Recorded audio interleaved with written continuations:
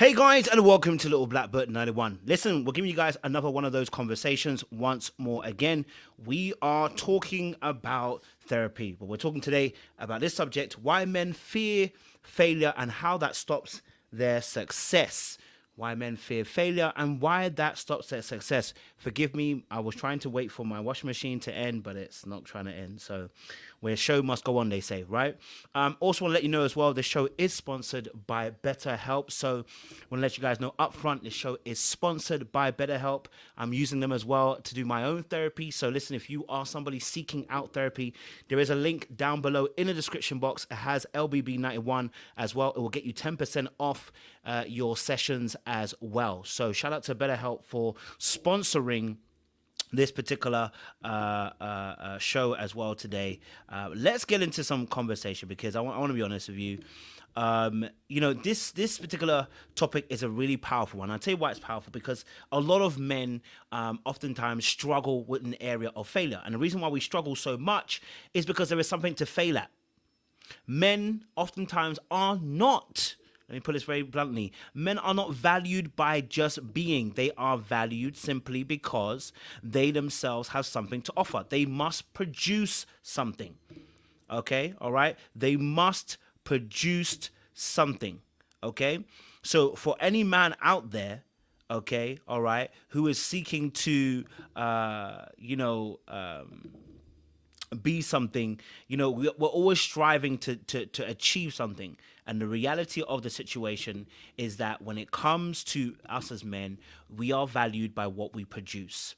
Call it patriarchy, call it men rule the world, call it whatever you want to call it. You are going to be valued by what you produce. And since you are going to be valued by what you produce, you will also feel a sense of failure when you don't produce according to what your potential is considered to be. So, in that, let's have a conversation today a little bit about the fear of failure and maybe where my own sense of fear of failure actually comes from and why it's such a struggle with myself. In fact, I literally went to pray this morning. And I mean, I went to pray this morning and I was like, you know what, Lord, I'm struggling at the moment because I don't want to fail. I don't want to fail. I don't want to, not produce at the rate that I can produce. I don't want to feel like I am not at the level I need to be at. Okay. And so in doing so, I had to go and pray. I was like, Lord, help me, because I feel like a failure at this moment. And when you feel like a failure, you can kind of get locked into your own head and locked into your own world that you struggle. You stop moving, right? Because you're now thinking that anything I do, it won't work. And this kind of thought process locks you into a place where you just can't be free. I was just thinking about it this morning. I was like, when I was talking to my therapist, one of the things that came up was a fear of failure and how oftentimes we try to mitigate those circumstances. So for instance, myself, how I mitigate failure is to consider every possible solution before it even gets to anywhere. I'll make sure that, I'll plan this, plan that. And the reason being is because I want to make sure I don't fail, right? So what happens is I get analysis by paralysis, and then sometimes I don't even go anywhere with it, bro. And then I don't even make a decision. I don't even move forward because now I've got analysis by paralysis because I had to analyze a million different responses and a million different options that now I don't even move. So now I'm stuck. So now my fear of failure is now even getting me to a place where I'm stuck in my own thought process and I don't even move. Guess what's going to happen? You are going to fail. Okay? You are going to fail. All right. So let's talk a little bit, like I said again, about why men fear and why they fear failure. And I think my title's a bit wrong, so I have to edit that a little bit later. Why we fear failure and how that stops success in the next 20 or so minutes. Please, if you are new to the channel, make sure you like, you share, you subscribe, you click on that bell button for notification of the uploads as well. And for those of you who are returnees, you already know what it is, baby. You got the minerals. Once again, I want to let you know the show is sponsored by BetterHelp. And the following shows will be sponsored by them. So whenever I do these therapy talks, know that it is sponsored by them. And if you are looking for a therapist, you're looking for some kind of counseling, please click on BetterHelp as well and use the code LBB91. You will get 10% off, and I promise you, it does help as well. I mean, and I get a little commission. I ain't gonna lie to you, so you know me, I ain't gonna lie. So let's get into this particular aspect of conversation as well. As always, I like to start at the very beginning. I like to have the oops, and the oops is the origin of pain. Now, you've heard this story several times before. I'm going to give it again because it is part of the origin story of where my fear of failure comes from. But the story where I told you guys about where I gave my homework to my dad and he, instead of helping me, kind of beat me, right? And what that led me to do when he did that was it led me to a place of being very independent. And the problem with being very independent is you got nowhere else to fall back on, right? You either got to make it or you die, right? And unfortunately, the shame and the guilt of not being able to make it or feeling like you're not going to make it locks people into a fear of failure, right? That you struggle to want to change because you're afraid that if you change, this thing will no longer support you any longer. Let me go back. I've gone forward a little bit too fast. Let me go back. The origin of the origin of pain, the OOP, the oops, is that there was a situation with my homework as a young kid. I gave it to my dad. And, when I gave it to him, I told you guys that he beat me when he gave it to me. And he was saying, think. Get it right. Get the solution right, right? And that is a lot of the ways that Africans kind of deal with things. Think. Beat. Get a solution in your head. If you don't have a solution, it's because you're not thinking enough. And that in itself, for me personally, made me want to pull away from the parent caregiver. And then I started learning how to do things by myself because I didn't want to get beaten. The problem with being independent so highly for someone like myself and others like myself, not everyone feels this way, right? Is that you are not a perfectionist, right? And you're not very high on detail. So if you're someone like this, you understand what I'm talking about. Me personally, I'm not very high on detail. I'm the big picture, not the minute details. If you're somebody who's very key on the minute details, this probably doesn't affect you. But for those who are more on the bigger picture, the minute details are a problem because you're only thinking about the bigger picture. You're a creative person. You are somebody who enjoys freedom, the freedom from creating and being in that space. You're not really concerned about the minute details. Unfortunately, when I became more hyper independent, the minute details are what actually makes the minute details are actually really important, right? Whereas someone like me thinks about the bigger picture. So when you're making mistakes, the trouble is you're seeing things from a bigger picture, not a small, minute place. That now means what happened to me personally is that I struggled because I wanted to be a perfectionist, but I didn't know how to get into the details, right? I wanted to be a perfectionist, but I struggled to get into the details. And the details are what make up the bigger picture, right? That's what makes the bigger picture work, is the smaller details. I don't want to deal with the smaller details. It's too much hassle and too much brain power. I want to think about the bigger picture. I want to create and not have to think about the process and steps. Let me give you an example. If I'm cooking, I don't want to look at all the instructions about how to cook the meal. I want to freestyle.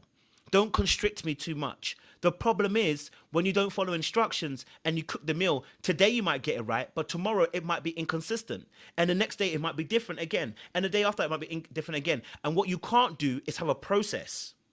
Therefore, the point of learning becomes very difficult because you don't have a process. This life is almost scientific. You have to have a place, you have to have a point of process to know where you went wrong.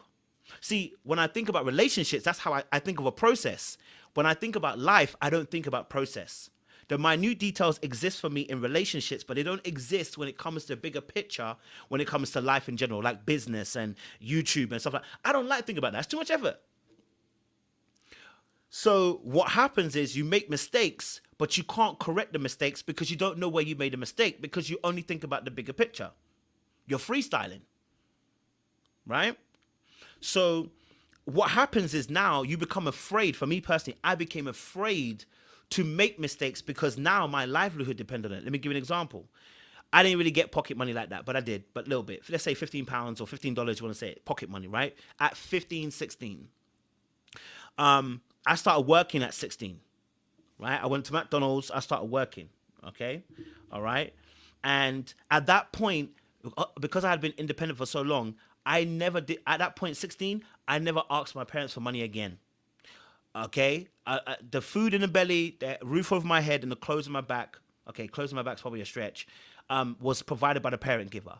But everything else was taking care of myself. If I wanted a phone, I went and got it. I went and got it, but I paid for it myself. If I wanted extra food, I went and paid for it myself. If I wanted to go somewhere, I paid for it myself. Now, what happens is now my livelihood and my lifestyle that I'm living is dependent upon me providing for myself. I no longer have someone I can rely on. There's no fallback plan.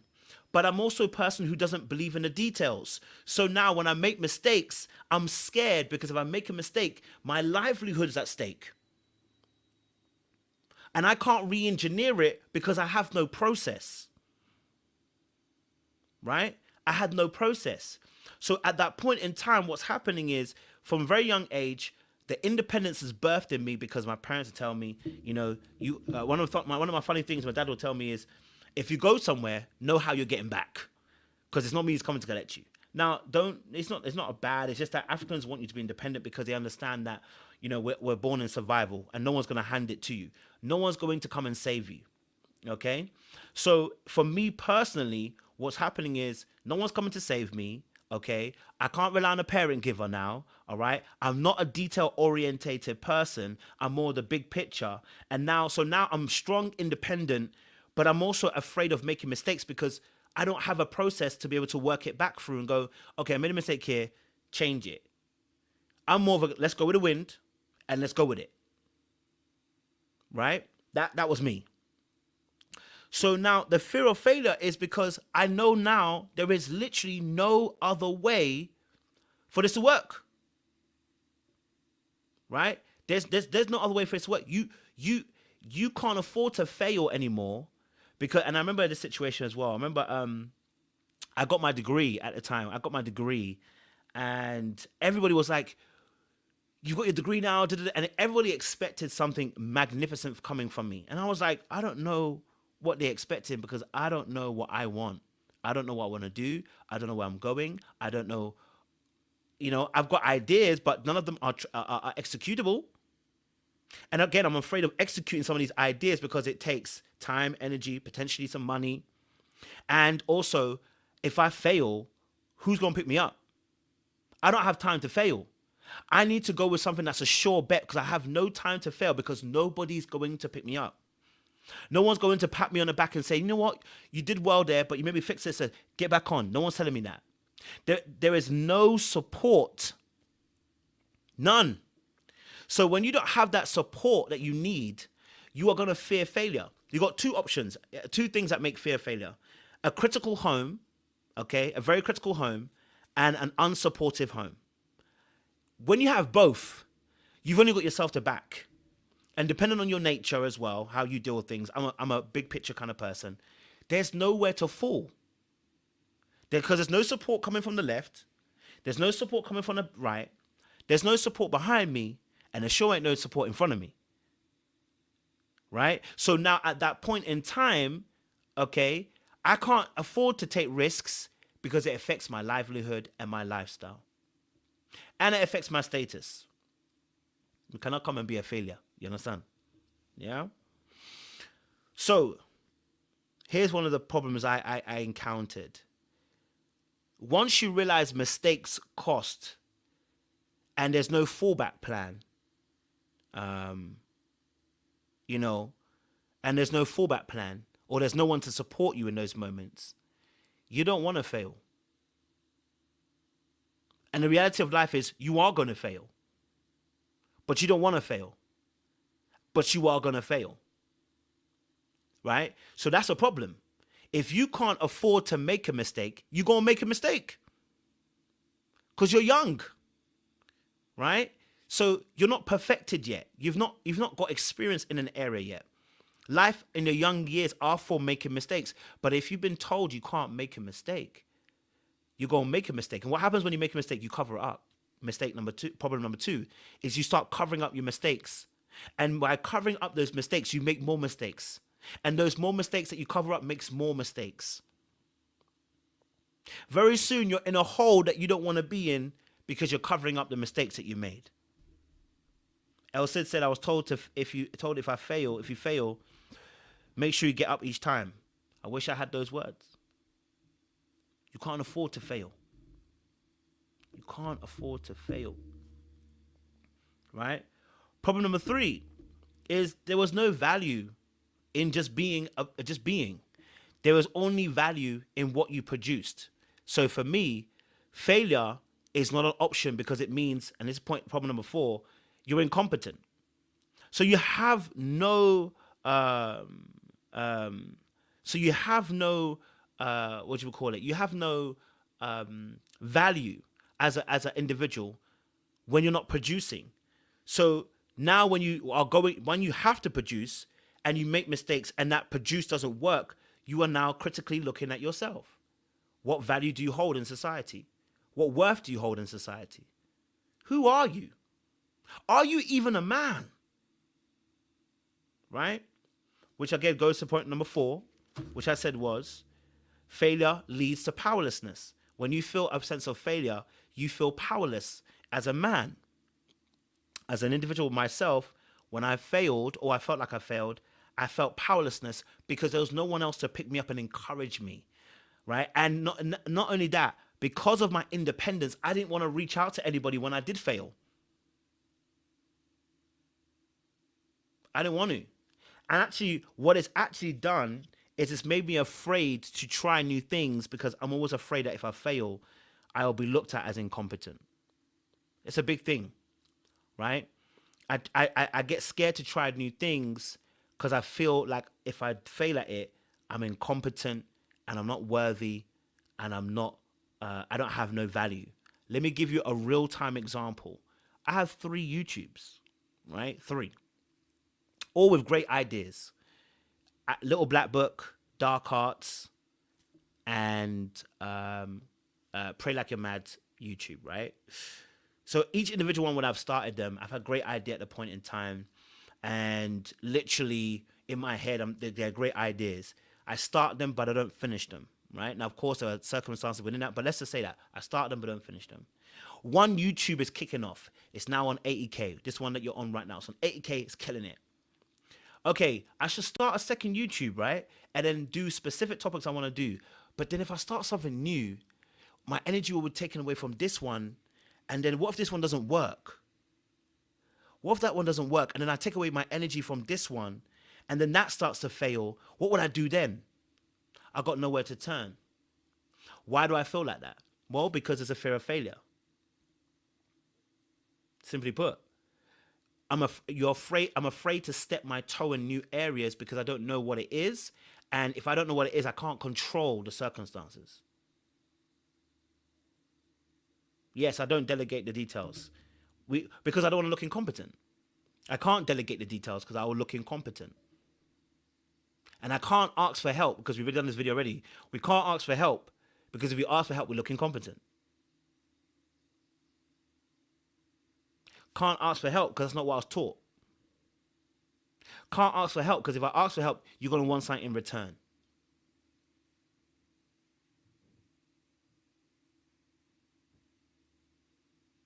Do you get what I'm saying to you? So as an individual, you know, can't ask for help, can't delegate the details because I don't want to feel incompetent and I don't want to feel like a failure.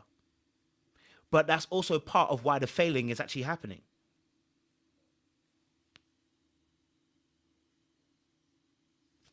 You know what I'm saying to you?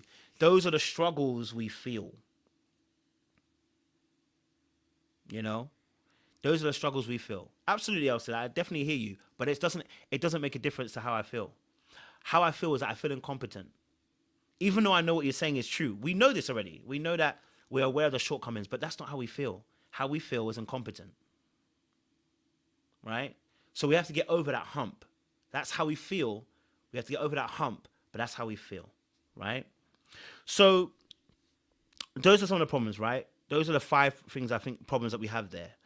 And those fears of failures and stuff are real things. And thank you, Jeffrey. That's exactly what I'm talking about. When you ask for help, the mind of a man sometimes is that it's an inconvenience or a burden. Exactly. That's what it is. We feel those thoughts. They're not right, but they are those thoughts. You know what I mean? Oh, I know, Elson. I know you don't see me as incompetent. I know you don't see me as incompetent. So yeah, that's me personally. So let me break it down in part 2, because like I said, I want to do a part 2 where we break it down specifically for men in general about this topic. That was my personal process in terms of that. But let's break part 2 down for you guys in a second. Little black, you know what time it is. Time it is. Time it is. Time it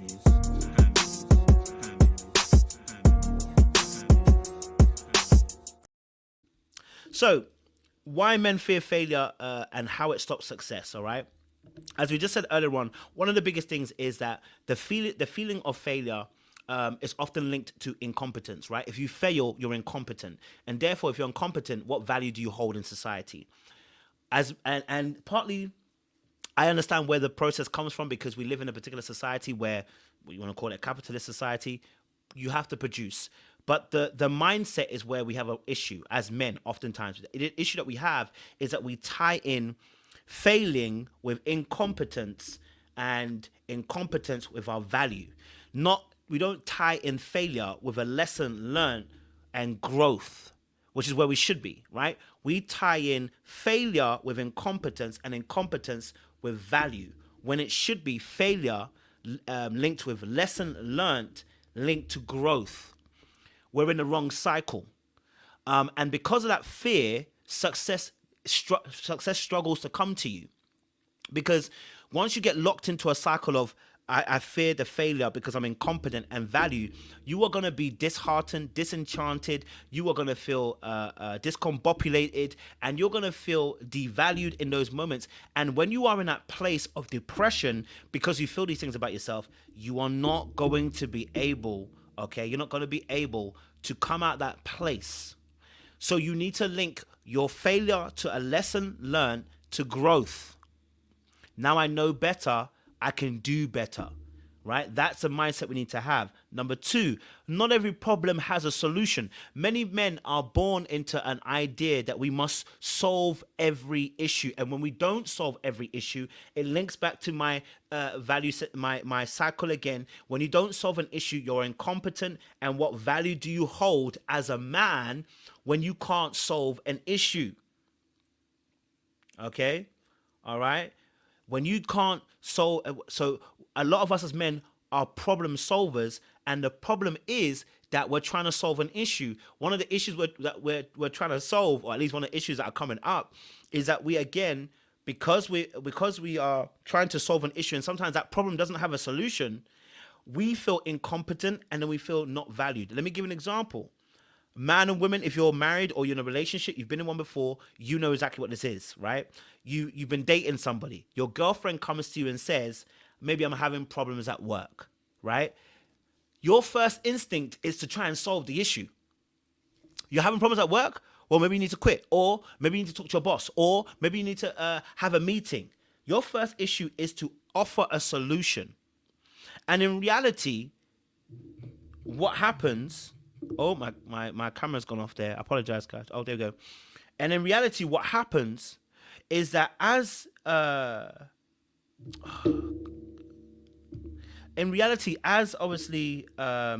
you get to a place where, sorry, someone was calling me. Yeah, in reality, when you get to a place where you're trying to solve that person's issues, it is oftentimes not about the other person, but about how you feel. As men, we do this quite a lot, where we try to solve an issue and it isn't about them. It's because we feel uncomfortable not being able to solve the issue. Because as a man, our value is so tied in solving issues, and yet you're creating more problems that you're going to need more solutions for. Let me give you an example. By giving the person a solution, now your partner may feel some type of way because they never wanted a solution from you. They wanted you to listen. Now you've got another problem. Now the person's hurt by you giving a solution because you didn't listen. And what are you going to do in that moment? Are you going to give another solution or are you going to listen? So there is times where we try to solve a problem and the problem doesn't require a solution, or at least the solution isn't according to what we feel it is to fix it. Sometimes you just need to listen. And that's where sometimes you just need to be still and know that he is God. And this is where I'm in a season right now, and this is why I'm sharing this. I'm in a season where I'm like, be still and know that he's God. Be in a place where you can receive. It's not always you're trying to strive to go and get. Be ready to receive, okay? And so that was something that came to me as well. Failure is okay. It's a part of the learning curve and the learning process and growth to being better. A lot of times as men, like I said, the learning process, we want to skip it because really and truly, because again, it feels like we're wasting time. You know, when we're learning these lessons, it feels like we're wasting time because it still hasn't solved the issue immediately, right? We're looking for immediate solutions. Why hasn't it solved already? Right? I cannot stay in this place again of not solving it, because if I do, what does it say about me? Okay. And the next point is your value is not only in doing and producing, but it is in who you are quintessentially as well. I know you may not have had the opportunity for someone to tell you that you're valuable outside of what you produce. Your value isn't just what you produce and what you do. Your value is also in a space of who you are. Okay. So that is also important. Your value is in doing and producing, but it's also in who you are as well. And my final thing on this point, because my time is coming to an end, is that Christ said that Paul said this in Corinthians, I think it's 2 Corinthians 12 verse 9. He says, in my weakness, Christ is made strong. In your weakness, this is an opportunity for you to admit that you can't solve an issue and you need help, whether that's from friends, family, colleagues, associates, people in your circle. You need help. And what that leaves room for is for God to be God. And sometimes God uses people to reach out to you. It's not always that is a magical hand that reaches from heaven and touches you, right? So let me say it again, that Paul said in 2 Corinthians 2, I think 2 Corinthians 12 verse 9, he says that in my weakness, Christ is made strong. Okay. All right. And when he's made strong, it allows us to admit that we don't have always the solutions to a problem, which also allows for room for God to be God. And sometimes God being God is that he sends someone to you that is able to help you in that season and able to give you strength where you are weak. So if you're somebody out there like myself, where you're so independent, so strong, and trying to do everything on your own, there is a time where you need to say you are weak and you need help. And in that help cometh someone the Lord can send your particular way. Okay, all right? So we're going to leave it there. I appreciate you guys. Listen, the fear of success, I totally understand it. And I understand the fear of failure in this aspect. But I want you to know that you are more than just your failures. I want you to know that your failure does not dictate your value. And actually, your failure is a part of your learning process. And if you can learn from it, I'm telling you, you're going to grow from it. And if you can grow from it, you're going to be better off for it. So make sure you like, share, subscribe. You click on that bell button for notification of uploads. Don't forget, this live is sponsored by BetterHelp. If you do need a therapist or a counselor out there, someone to help you, then I'm telling you right now, click on the link down below in the description box, BetterHelp. Use LBB91, that link, and it will get you 10% off your next 10% off your first few sessions as well. All right. Okay, so we appreciate you as well. Yes, lovely tuning red. Thank you. 2 Corinthians 12 verse 9 to 10. Okay, I appreciate you guys, and make sure you have a great day. We'll see you again a little bit later on. Much love, much appreciation, and we'll see you again soon. Little black, you know what time it is.